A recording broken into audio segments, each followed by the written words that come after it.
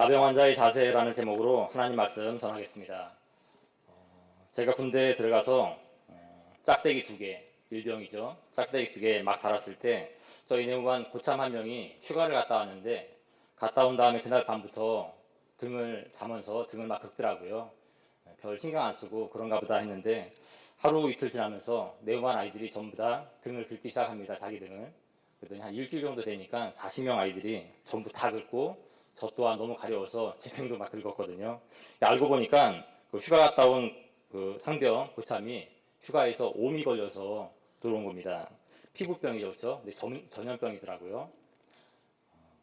같이 한 내무관에서 또 같은 모포를 쓰고 있다 보니까 금세 다 걸렸습니다. 근데 참 운도 없게 제가 그 순서에 또 휴가를 나가는 그런 순서였습니다.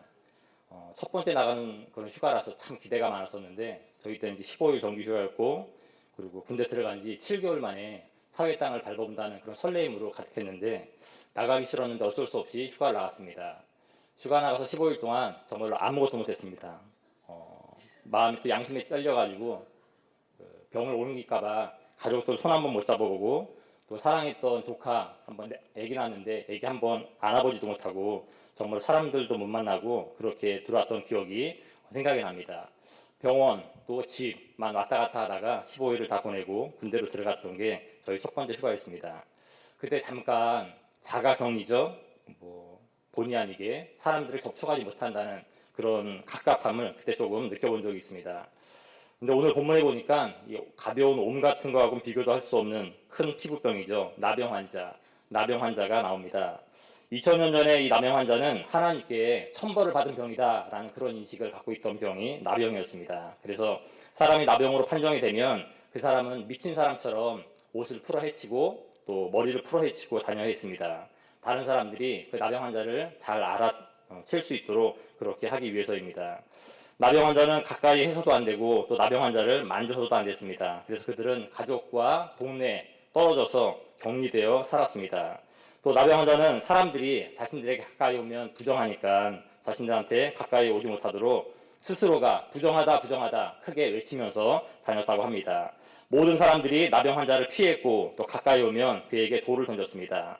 정말 죽고 싶어도 죽지 못해 사는 불쌍한 인생들이 나병 환자였습니다. 오늘 본문에서 그렇게 절망 가운데 살아가는 나병 환자 한 사람이 나옵니다. 그런데 어느 날 이 나병 환자, 아무런 희망도 없이 살아가는 이 나병 환자의 귀에 아주 놀라운 소문을 듣게 됩니다. 바로 예수라는 사람의 소문이었는데요. 예수라는 사람이 베드로 장모의 열병을 고쳐주었고 또 허다한 무리의 질병을 고쳐주었다라는 이 소식을 그 나병 환자의 귀에 듣게 된 것입니다. 나병 환자가 그 나병 환자를 치료했다는, 또 열병을 치료했다는 그 예수의 이야기를 들었을 때 그 나병 환자의 가슴 속에는 뭐가 들어왔을까요? 희망이 들어왔습니다. 아, 나에게도 희망이 있을 수 있다. 예수의 이야기를 들었을 때 그 나병 환자의 가슴에는 희망이 들어갔고, 그는 그 길로 예수 그리스도를 찾아 길을 떠납니다. 저는 이 장면을 한번 곰곰이 생각해 봤습니다. 아, 사람에게 희망이란 무엇인가? 희망이란 과연 이런 것이구나라는 나름대로의 느낌이 있었습니다. 희망이 뭡니까? 다시 가슴을 뛰게 하는 게 희망입니다. 절망 속에 있었던 이 나병 환자에게 예수의 이야기가 들어가니 그의 가슴이 다시 흥분되게 뛰게 되는 겁니다. 삶에 대한 애착이 생기고 또한 삶에 대한 열정이 다시 살아나는 것, 이것이 바로 희망의 역할입니다. 삶을 다시 한번 힘차게 살아보겠다라는 이 강력한 마음의 힘이 생기는데, 이게 바로 희망의 역할입니다. 나병 환자는 이 예수의 이야기를 듣고 희망을 발견했던 것입니다. 사람에겐 다들 알고 있겠지만 희망이 있어야 합니다. 희망이 있어야 삶에 보람을 느끼고 또 의미 있게 즐겁게 살아갈 수가 있는데, 그런 희망을 우리에게 주신 분은 바로 예수 그리스도임을 믿습니다. 주께서 우리에게 말씀하셨습니다. 너희를 향한 나의 생각은 너희에게 미래와 희망을 주는 것이니라. 하나님이 우리에게 원하시는 것이 우리가 희망을 갖고 살길 원하시는 것입니다.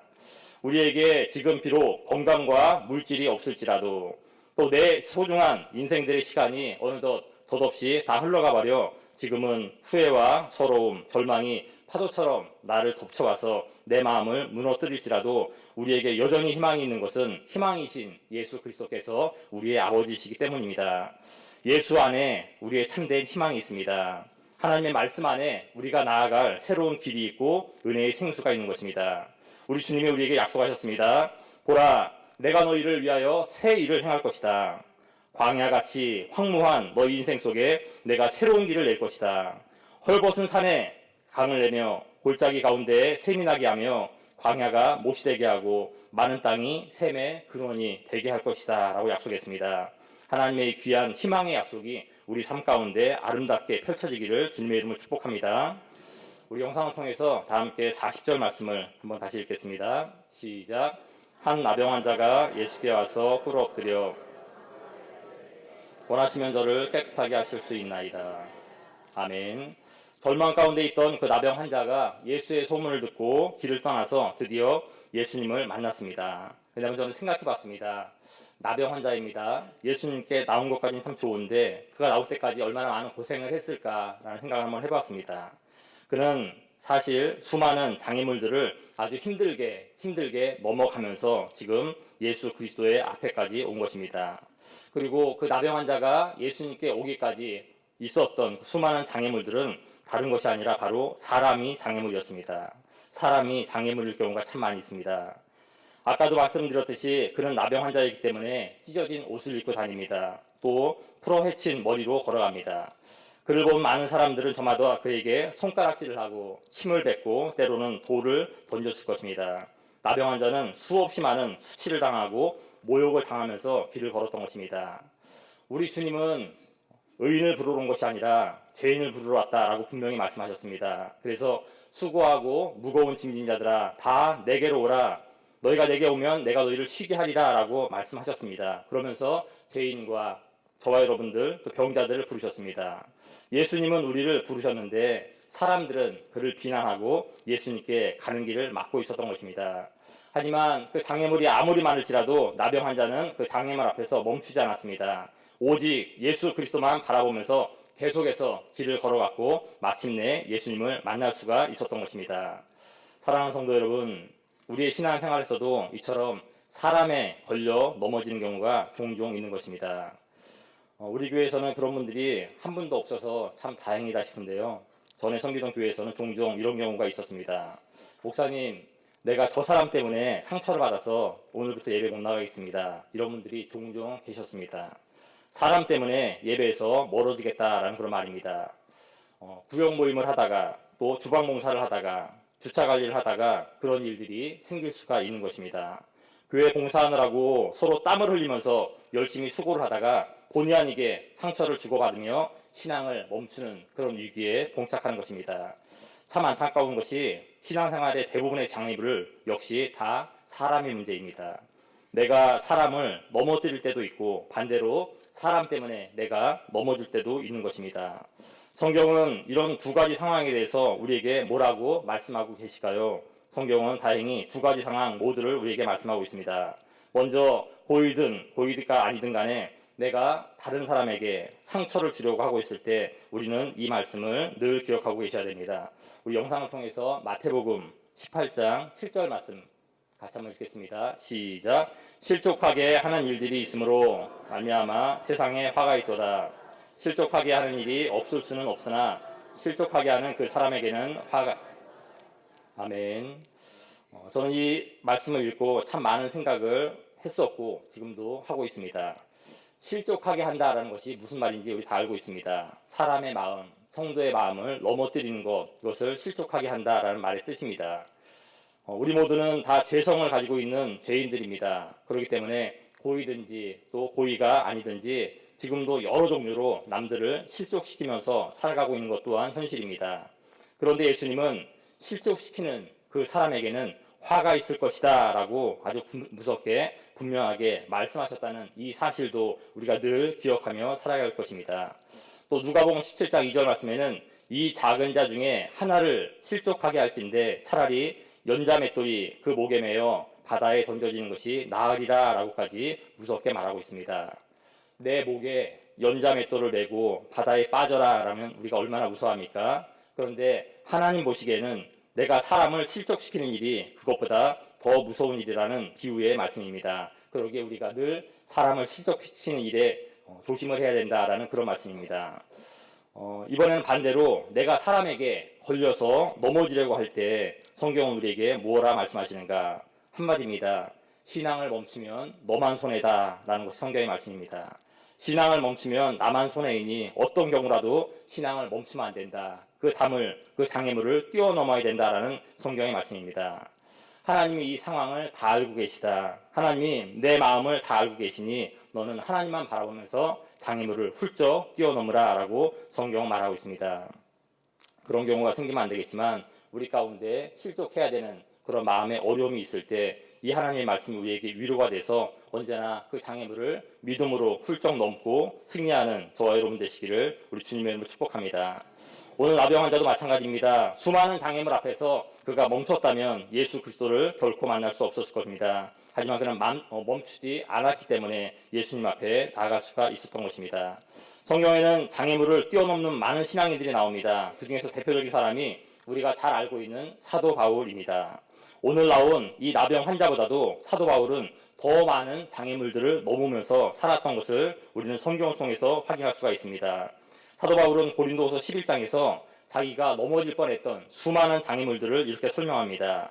내가 수고를 넘치도록 하고 옥에 갇히기도 하고 매도 수없이 맞고 여러 번 죽을 뻔하였으니 3번 태장으로 맞고 1번 돌로 맞고 3번 파선하고 강의 위험과 강도의 위험과 동족의 위험과 이방인의 위험을 받았다라고 고백하고 있습니다.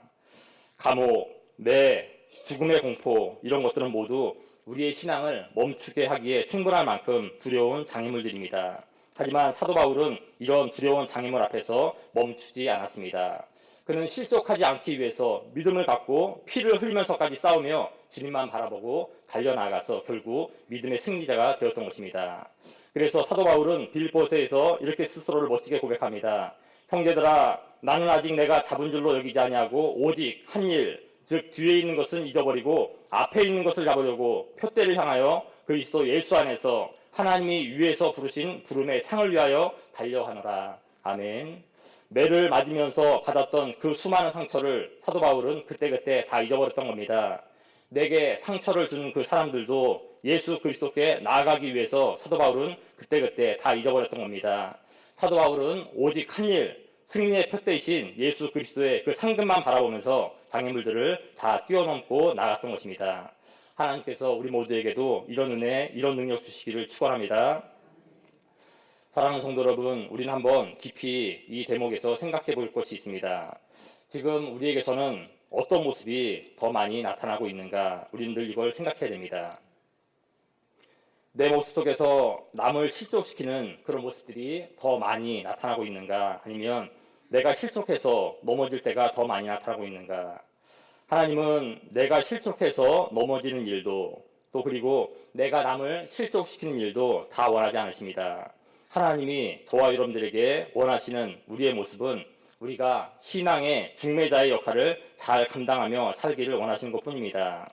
성도를 예수 그리스도에게로 또 성도를 교회에게로 잘 연결시켜주는 사람이 성경에서 말하는 신앙의 중매자의 역할입니다.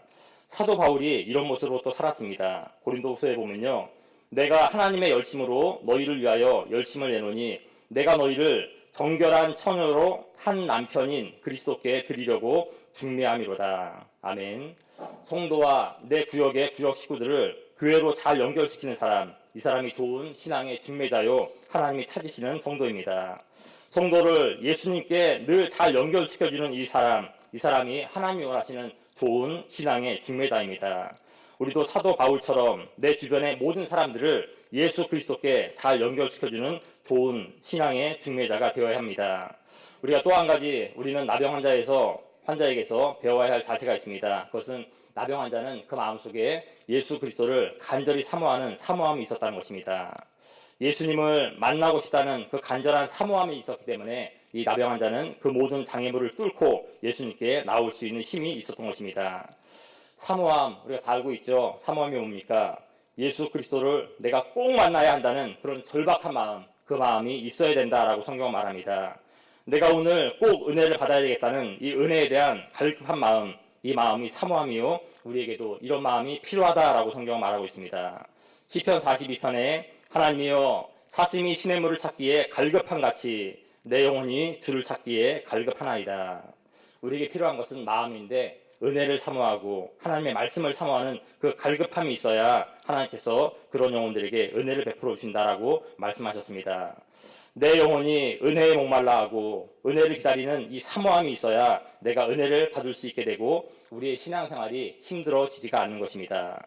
신앙에 있어서 사모함이 없으면 우리에게 응답도 없고 성장도 없고 껍데기 신앙으로 살아가고 있다라고 성경은 말합니다.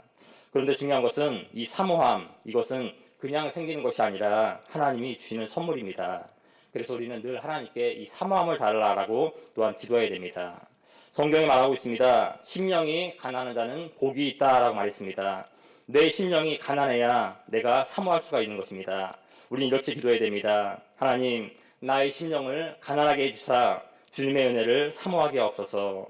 그래서 내가 예배와 말씀을 통해서 거룩하신 주님의 임재를 맛보게 하옵소서. 우리가 이제 기도할 때 하나님께서 우리 마음 가운데 은혜를 사모하는 마음을 부어주실 줄 믿습니다. 우리 40절 말씀 읽었는데 한 번만 더 읽겠습니다. 40절 말씀입니다. 시작. 한 나병 환자가 예수께 와서 꿇어 엎드려 깨끗하게 하실 수 있나이다. 아멘. 나병 환자는 예수님께 오자마자 다른 사람들하고 달리 그의 몸을 예수님 앞에 꿇어 엎드렸습니다. 이게 참 중요합니다. 예수님 주위에 지금 예수님을 찾아온 수많은 사람들이 많이 있었습니다. 하지만 예수님 앞에 겸손하게 무릎을 꿇고 마음을 조아린 사람은 이 나병 환자만 성경에 기록되어 있습니다. 이게 바로 하나님이 기뻐하시는 겸손의 모습입니다. 예수님은 예수님 앞에 그냥 나온 사람들을 만나주지 않습니다.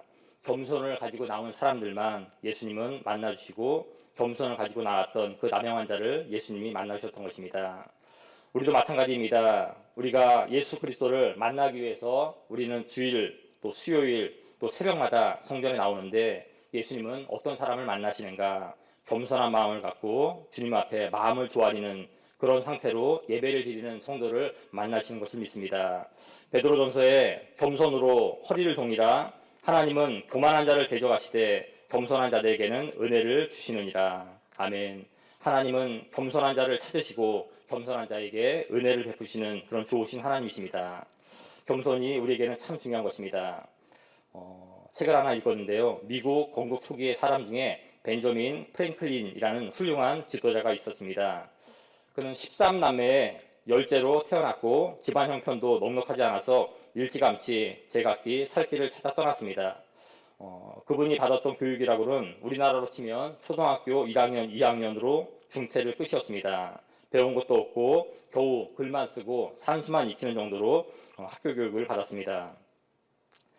그럼 그가 84세를 살면서 미국 최고의 과학자, 또 발명가, 외교관, 저술가와 정치 사상가로 활동하게 된 것입니다. 그는 20세의 나이에 인쇄업으로 나름대로 성공한 이후에 22살 되었을 때 내가 내 인생을 어떤 자세로 살아야 할 것인가를 깊이 고민했다고 합니다. 그래서 스스로 내가 반드시 앞으로 이 12가지를 지키리라 라고 본인 스스로가 12가지 자기가 지킬 덕목을 정했습니다. 12가지 덕목이 이렇습니다. 첫 번째는 절제입니다. 나는 과음, 과식을 하지 않겠다. 두 번째는 침묵입니다. 내 자신과 타인에게 도움이 되지 않는 말은 절대 하지 않겠다. 세 번째, 질서입니다. 물건을 제자리에 놓고 일은 알맞는 시간에 하겠다. 네 번째, 결단입니다. 해야 하는 일은 꼭 완수하겠다. 다섯 번째는 절약입니다. 비싼 것은 사지 않겠다. 다른 사람과 자신에게 좋은 것이면 사겠다. 여섯 번째는 근면입니다. 시간을 헛되이 쓰지 않겠다. 일곱 번째는 성실입니다.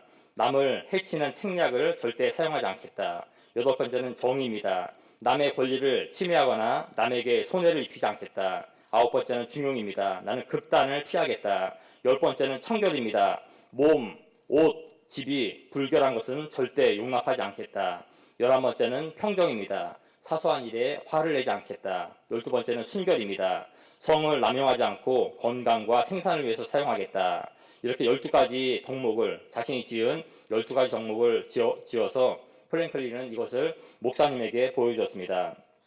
그러자 목사님께서는 12가지를 다 본 다음에 참 좋은데요. 한 가지가 빠졌습니다. 그게 뭔데요? 그게 바로 겸손입니다.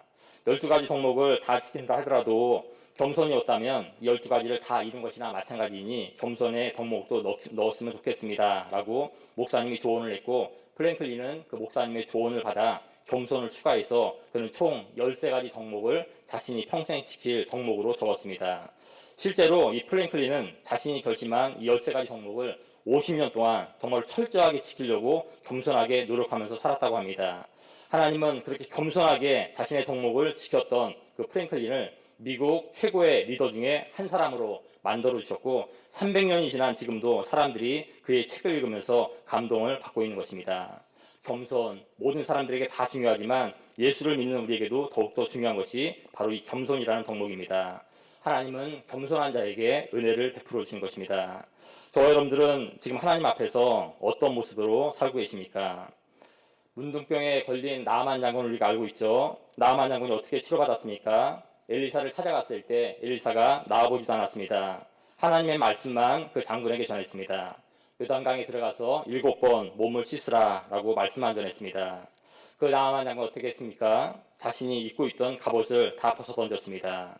장군이 입고 있는 갑옷이 얼마나 비싸고 얼마나 화려했겠습니까? 하지만 자기가 걸치고 있었던 그 모든 화려함을 다 벗어 던졌습니다. 그리고 그는 말씀 앞에 겸손히 순종하여 요단강에 들어갔을 때 하나님 그때 그 나아만 장군을 치료하신 것입니다. 우리도 말씀 앞에서 언제나 겸손해야 됩니다. 하나님의 능하신 손 아래에서 우리는 겸손해야 됩니다. 그러면 때가 되면 우리를 높여주시겠다라고 성경은 약속하고 있습니다. 내 생각, 내 경험 다 벗어던지고 하나님의 말씀 앞에서 겸손히 엎드릴 때 하나님이 우리를 만나주시고 은혜를 주시고 높여주시는 것입니다.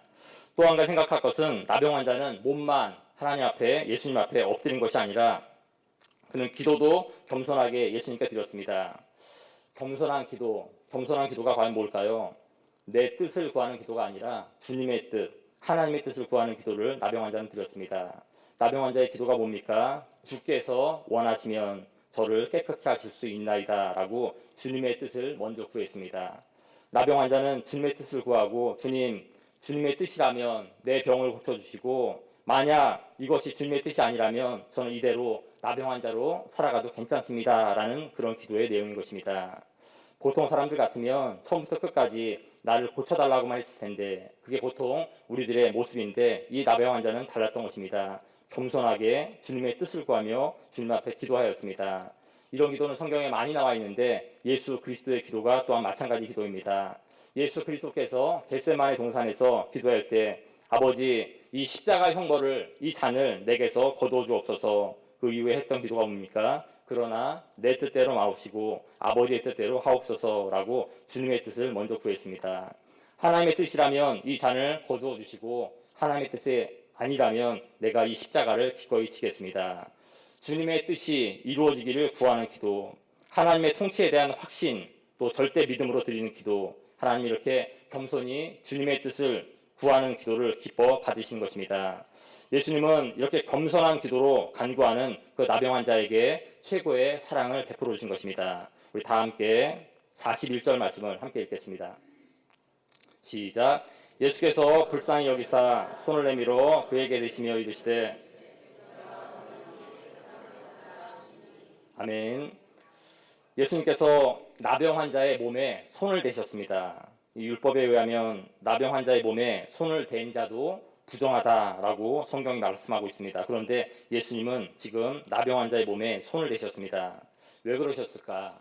그냥 말씀으로만 고치시면 되는데 왜 부정한 나병 환자의 몸에 손을 대시면서까지 치료하셨는가? 나병이 어떤 병입니까? 하나님께로부터 저주받은 병입니다. 그래서 나병이 걸리면 저주받은 몸이 되었고 또 나병 환자를 만지면 그 사람도 저주받은 몸이 되었기 때문에 사람들은 나병 환자를 절대 만지지 않았던 겁니다. 하지만 지금 예수님은 달랐습니다. 예수님은 나병의 저주를 피하지 않으시고 나병 환자의 몸에 손을 대신 것입니다. 나병이라는 저주 속에 갇혀서 죽기만을 기다리며 살던 그 나병 환자의 저주를 예수님께서 직접 당신의 손으로 그 나병 환자의 저주를 받아내신 것입니다. 너의 저주를 내가 대신 받았으니 너는 저주에서 해방되었다라는 암묵적인 선포입니다. 사랑하는 성도 여러분, 이게 복음입니다. 너의 저주를 내가 대신 받으니 너는 저주에서 해방되어라. 이게 바로 우리에게 기쁜 소식인 것입니다. 건강한 사람에게 나병균이 들어가서 저주받은 나병 환자를 만들어버린 것처럼 하나님이 건강하게 만들어 놓았던 인간 아담과 하와의 몸에 죄라는 그런 병균이 들어가서 우리도 모두가 다 저주받은 죄인이 되었습니다. 죄의 늪에 빠져 평생을 죽기를 무서워하며 살다가 지옥으로 떨어져가는 우리 인생들을 위해서 예수 그리스도께서 우리에게 오셨고, 그가 우리의 모든 저주를 십자가로 대신 받아내신 것입니다. 그리고 우리에게 영원한 생명, 영원한 참된 자유의 해방을 주신 것입니다. 갈라디아서 말씀에서 그리스도께서 우리를 위하여 저주를 받은 바 되사 율법의 저주에서 우리를 속량하셨다. 나병 환자의 몸에 손을 대시고 그의 저주를 대신 받아 치료하신 것처럼 예수님은 우리의 저주를 대신 받으시고 십자가에 못 박아 죽으신 것입니다.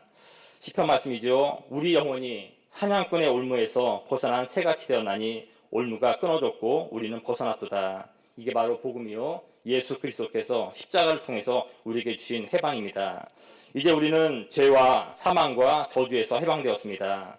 우리 주님의 보혈이 우리를 죄에서 해방시키고 진리 안에서 참된 자유를 주신 것입니다. 예수 그리스도의 보혈이 이 놀라운 일을 저와 여러분들에게 행해 주셨습니다. 우리는 지금 주님의 보혈 아래에 살고 있습니다. 오늘도 우리가 여전히 죄 가운데 살 수밖에 없는 죄인이지만 우리는 더 이상 정죄함이 없다라고 못 받고 있습니다. 예수 그리스도의 그 피가 우리의 죄를 영 단번에 한 번에 씻어주셨고 오늘도 우리를 자유케 해주셨기 때문이십니다. 2000년 전 나병 환자의 몸에 손을 대시면서 저주받은 나병을 사랑으로 받아내시고 치료하신 그 예수님께서 오늘도 우리의 죄를 십자가의 사랑으로 받아내고 치료하셨음을 믿으시기 바랍니다. 이것이 바로 예수 그리스도의 사랑이요, 십자가의 사랑인 것입니다. 이제 이런 놀라운 사랑을 받고 하나님의 자녀가 된 우리들에게 하나님께서 그럼 가장 원하시는 것이 과연 무엇일까? 하나님이 지금 우리에게 원하는 것 무엇일까요? 많겠죠. 그 중에 가장 중요한 것은 바로 순종입니다. 순종. 성도에게 순종이 없으면 그것은 하나님의 자녀가 아니라고까지 말할 수가 있는 것입니다. 순종을 한자로 한번 살펴보니까 순할 순자에 쫓을 종, 따를 종을 쓰고 있습니다. 다시 말하면 하나님의 말씀을 순순히 따라가는 겁니다. 하나님을 애먹이지 않고 하나님을 착하게 따라가는 것, 이것이 바로 하나님이 원하시는 순종의 모습입니다. 또한 성도의 가장 중요한 덕목이 바로 순종인 것입니다. 그러기에 우리는 하나님의 말씀대로 순종하기 위해서 늘 최선을 다해야 하는 것입니다. 이제 예수님께서는 치료받은 나병 환자에게 첫 번째 명령 아닌 명령을 하십니다. 우리 다 함께 43절과 44절을 읽겠습니다. 시작. 곧 보내시며 엄히 경고하사 이르시되 삼가 아무에게 아무 말도 하지 말고 가서 내 몸을 제사장에게 보이고 내가 깨끗하게 되었으니 모세가 명한 것을 드려 그들에게 입증하라 하셨더라. 아멘. 나병을 치료받은 이 사람은 말할 수 없이 기뻐서 아마 춤을 추었을 것입니다. 내 병이 나았다고 사람들을 찾아가서 말하고 싶어서 입이 근질근질했을 겁니다. 그런데 예수님은 그 나병 환자에게 사람들 만나서 병 고쳤다는 그 얘기 하지 말라라고 지금 명령하는 것입니다. 그 대신 제사장을 찾아가서 너의 나병이 완치됐음을 확정받고 가정으로 돌아가라라는 그런 말씀을 하고 계십니다. 예수님이 이 기쁜 소식을 전하는 것을 왜 막고 있었을까요? 예수님이 치료하신 그 치료의 간증이죠. 그 간증을 왜 막고 있었을까요? 우리는 예수님이 이 땅에 오신 목적, 이 땅에 오신 이유를 생각하면 알 수가 있습니다. 예수님께서 이 땅에 오신 이유, 예수님께서 이 땅에 오신 목적은 병을 고침이 아니라 하나님 나라의 복음을 전하기 위함입니다. 그래서 예수님의 목적은 다른 거에 방해받지 않고 오로지 하나님 나라의 복음, 하나님의 말씀을 계속 전하시는 것이 이 땅에서 하실 일이었습니다. 그런데 보통 우리들은 어떻습니까? 말씀을 듣기보다는 눈에 보이는 병 고침의 기적을 더 바라고 예수님께 나오는 경우가 많은 것입니다. 사람들이 예수님께 몰려 나오긴 하지만 그들의 마음이 병 고침과 기적만 바라고 있다면 하나님의 말씀을 아무리 전하고 한다 해도 하나님의 말씀을 능력 있게 나타낼 수가 없는 것입니다. 예수님은 이것을 잘 알고 계셨기 때문에 사람들에게 병 고침 받았다라는 말을 하지 못하게 해서 수많은 사람들이 몰려와 말씀 전하는 것을 방해하는 것을 사전에 방지하고자 했던 것입니다. 눈에 보이는 기적보다 더 큰 기적은 하나님의 말씀을 듣고 죄사함을 받아 우리 영혼이 새로워지는 그런 기적이라는 것을 예수님이 알려주신 것입니다. 사랑하는 성도 여러분, 우리는 사람이기 때문에 육체와 영혼이 다 중요합니다. 돈과 신앙이 다 필요합니다. 또 기적과 하나님의 말씀을 다 갖고 있어야 됩니다. 모두가 다 필요한 것입니다. 어느 것 하나 빠지고 또 부족하면 우리는 안정적인 삶을 살기가 힘들어집니다. 주님도 이 모든 것이 다 우리에게 필요하다는 것을 알고 계십니다. 그럼에도 불구하고 우리 주님은 이렇게 말씀하셨습니다. 너희는 먼저 그의 나라와 그의 의를 구하라. 그리하면 이 모든 것을 너희에게 더하시리라. 아멘. 육체보다 영혼을, 돈보다는 신앙을, 귀족보다는 하나님의 말씀을 먼저 구해야 된다라는 그런 말씀입니다. 우리가 하나님을 먼저 구하면 하나님이 우리가 필요한 모든 것을 채워주시겠다라는 이런 우선순위에 대한 말씀입니다. 우리가 먼저 하나님을 구하여 우리에게 필요한 모든 것을 하나님이 채워주시는 이 성경적인 축복이 저와 여러분들의 삶 가운데 임하시기를 우리 주님의 이름으로 축복합니다. 예수님께서 나병 환자의 입을 막고 그를 제사장에게 보낸 또 다른 이유가 있습니다. 왜냐하면 그가 하루속히 정상적인 생활을 하기를 바랐었기 때문입니다. 사람들이 어떤 큰 충격을 받거나 또는 너무 기쁘거나 너무 놀라서 흥분을 하게 되면 정상적인 생활을 하기가 힘들어집니다. 요즘에는 그런 분들을 거의 찾아보기 힘들지만 예전에는 교회 나와서 은혜를 좀 받으면 가정 내려가서 세상 내려가서 받은 은혜 다 까먹기 싫다라는 그런 마음으로 기도만 쫓아다니는 성도님들이 참 많았습니다. 또 본교회 예배는 잘 나오지 않고 부흥회만 찾아다니는 분들이 예전에는 꽤나 있었습니다. 하나님은 그런 거 원하지 않습니다. 어떤 특별한 사명을 받으신 몇몇 분들을 제외하고 하나님은 대부분의 그리스도인들은 정상적인 신앙생활, 정상적인 사회생활을 하기를 원하시는 것입니다. 정상적인 게 무엇입니까? 가정을 이루고 직장을 다니면서 신앙생활을 열심히 하는 것, 이것이 성경이 말하는 정상적인 건강한 모습입니다.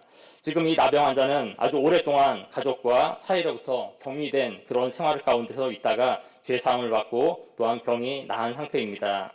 그에게 가장 필요한 것은 건강한 사회 질서 속으로 다시 들어가는 것이 가장 우선순위인 겁니다.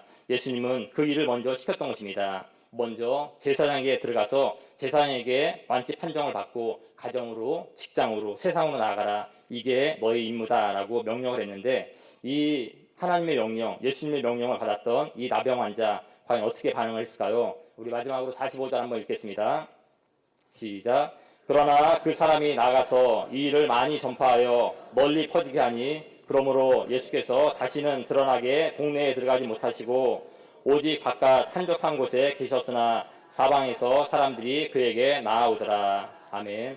이 사람은 너무 기뻐서 하나님의 말씀에 순종하지 않았습니다. 동네방네 뛰어다니면서 온 동네를 다니면서 만나는 사람마다 예수님이 내 병 고쳐주셨다고 말을 전했습니다. 그 결과가 뭡니까? 예수님의 말씀 사역에 방해가 됐다라고 오늘 우리가 읽었습니다. 나병 환자는 기쁜 마음에 말을 했더라도, 나병 환자는 선한 목적으로 말을 했더라도 예수님의 말씀대로 순종하지 않으니까 이렇게 어려움이 찾아온 것입니다. 내 기쁜 감정보다 더 중요한 것은 예수님의 말씀대로 순종하는 것이 더 중요하다는 사실을 우리는 꼭 기억해야 됩니다. 우리의 생각보다 예수님의 생각이 더 중요하고 우리의 감정보다 하나님 나라의 일이 더 중요한 것입니다. 이번 한 주간도 언제나 하나님 앞에 겸손히 엎드리고 또 하나님의 말씀대로 순종하여서 하나님의 은혜가 우리 삶 가운데 넘치시기를 우리 주님의 이름으로 축원합니다. 기도하겠습니다.